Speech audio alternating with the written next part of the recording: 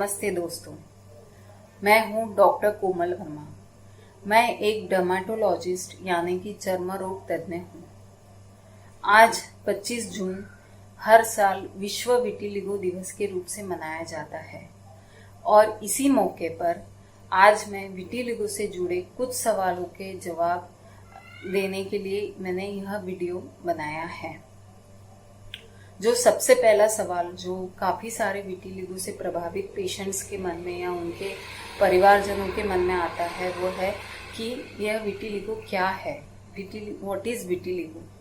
तो मैं बताना चाहती हूँ कि विटिलिगो जो सामान्यतः ल्यूकोडर्मा नाम से भी जाना जाता है, यह एक चर्म रोग है, एक त्वचा विकार है जिसमें हमारे शरीर की स्वस्थ कोशिकाएं जिसे हम मेलानोसाइट्स कहते हैं वह प्रभावित होती है, वह धीरे धीरे नष्ट होने लगती है। कई सारे रोगियों में इसका यह जो विटिलिगो का जो एक क्रम है वह काफ़ी परिवर्तनीय है। कई सारे रोगियों में इसका इसके जो घाव रहते हैं वो काफ़ी स्थिर रहते हैं, बहुत धीरे धीरे बढ़ते हैं। तो कई सारे रोगियों में वह काफ़ी तेजी से बढ़ता है और कुछ ही महीनों में पूरे शरीर को ढक लेता है।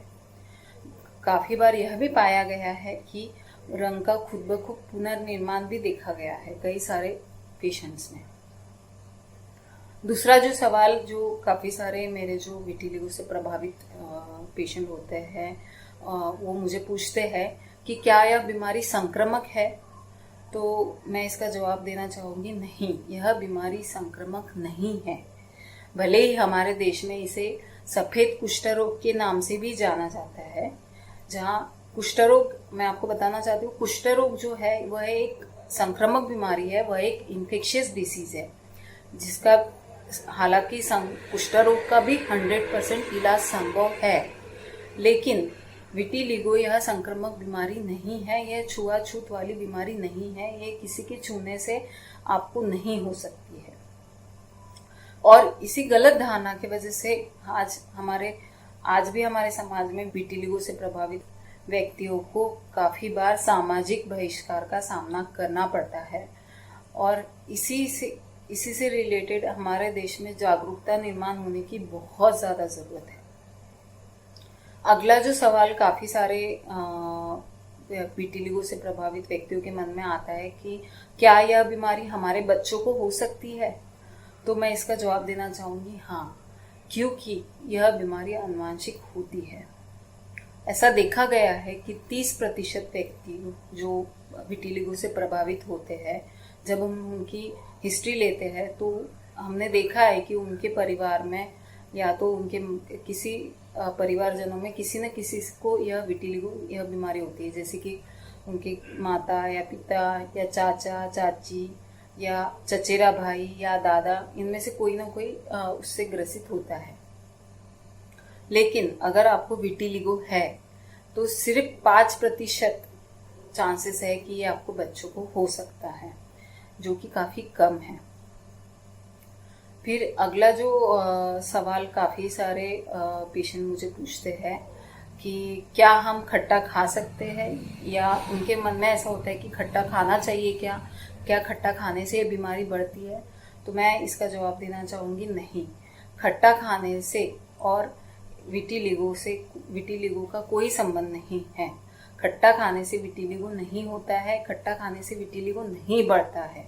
इनफैक्ट जो खट्टे फल होते हैं जैसे कि संतरा है, मौसम्बी है, नींबू है, इनमें विटामिन सी की मात्रा यानी कि जीवन सत्व क की मात्रा काफ़ी ज़्यादा होती है और विटामिन सी हमारी प्रतिकार शक्ति के लिए काफ़ी उपयोगी होता है, प्रतिकार शक्ति बढ़ाने के लिए काफ़ी महत्वपूर्ण है।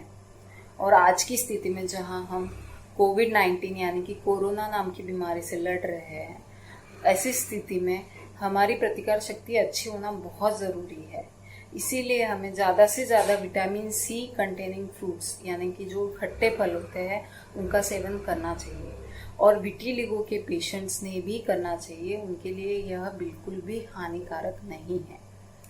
खाने पीने से रिलेटेड काफ़ी सारी गलत धारणाएं हमारे समाज में हैं, जैसे कि काफ़ी सारे विटिलिगो के पेशेंट मुझे ये भी कहते हैं कि मैम ये सफ़ेद चीज़ खाने से क्या यह बीमारी होती है, सफ़ेद चीज़ ज़्यादा खाने से होती है, या सफ़ेद चीज़ ज़्यादा खाए तो ये बीमारी बढ़ती है?